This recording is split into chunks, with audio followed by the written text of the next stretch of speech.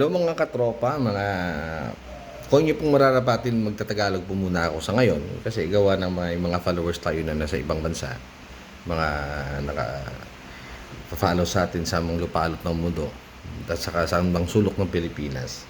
Mayroon tayong video reaction tungkol dun sa nag-viral na video ng isang nagngangalang Jude na isang bakla na nagalit nung sa waiter nung mali ang pagkaka-address ng waiter sa kanya dahil sa tinawag siyang sir. Ito putang ina to, gago. Sobrang gago itong bading na to. Hindi ako against sa LGBTQ na yan dahil marami din ako mga katropa, mga kaibigan na member ng ganyan. Bakla tomboy. Actually, hindi makukumpleto yung samahan pag walang bading eh. Kasi ang bading kasi napaka-entertaining nun eh. Daming mga baong, daming mga patawayan eh. Yeah. Ngayon, ito yung masasabi ko kay Jude na mukhang barako, na mas barako ka pa nga sa pagbumuka ko, hanayupa kang goddammit ka. Yung sasabihin ko lang, huwag mong pagmamayabang na mayaman ka. Ha? Ba? Wala na yan. Wala sa usapan yan. Kung ano man yung mga meron ka. Kasi meron dun daw na mamahalin yung yung suot-suot yung alahas. 1 century daw eh. Pang 1 century na raw yun. Na pang grocery ng waiter. Parang ganun. Ngayon, ang masasabi ko ganito. Para kay Jude, yung baklang barakong hinayupak ngayon, kung ayaw mong mabastos, sa ano lang una sa lahat, narespeto mo yung sarili mo. Nagdamit kang babae, nagdamit ka ng pambabae, ibig sabihin, lalaki ka. Hindi naman pwedeng magdamit kang pambabae na babae ka. Tama ba, Jude? Uhudas ka. Ito pa, nakakatawa dun.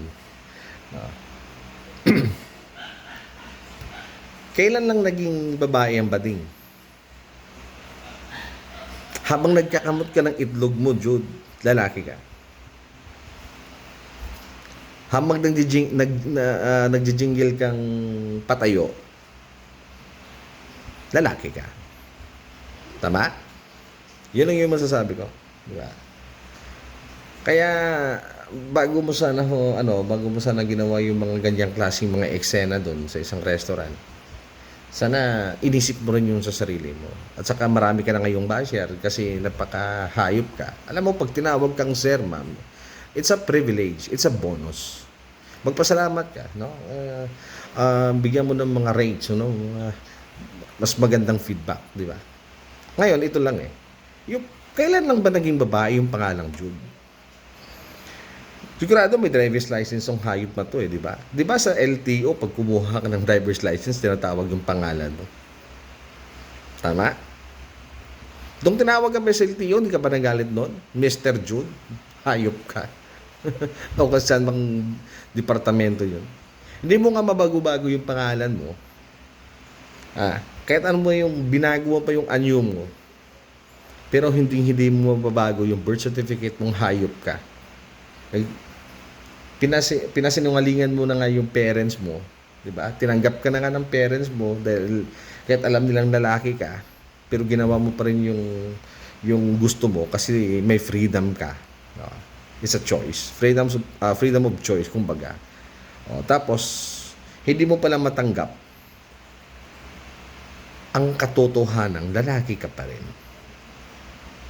Kaya kung ako sa inyo guys, yung mga taga-LGBTQ, sana sipaan nyo tong gago na tong hayop na tong goddammit na badig na to eh. Bastos to eh. Ito yung legit na at literal na bastos na bading. Sino ka para patayuin yung waiter ng 2 oras, Megit? Sa loob ng kung ako yung waiter, hindi kita entertainin, sapat na yung sorry ko, baba. Ako na ngayon nagso-sorry, ako pa yung magsasacrifice ng lahat ng sasabihin mo. Sino ka? Hindi ka naman nagpapasahod sa akin. Alam mo kasi dati waiter din ako sa Saudi Arabia. TGI Fridays ako. Doon sa Saudi Arabia, iba't ibang klase doon mga bading na may encounter. Kung malalaman mo siya, kasi kung babae sila, di sana sa family section sila. Tama, hindi?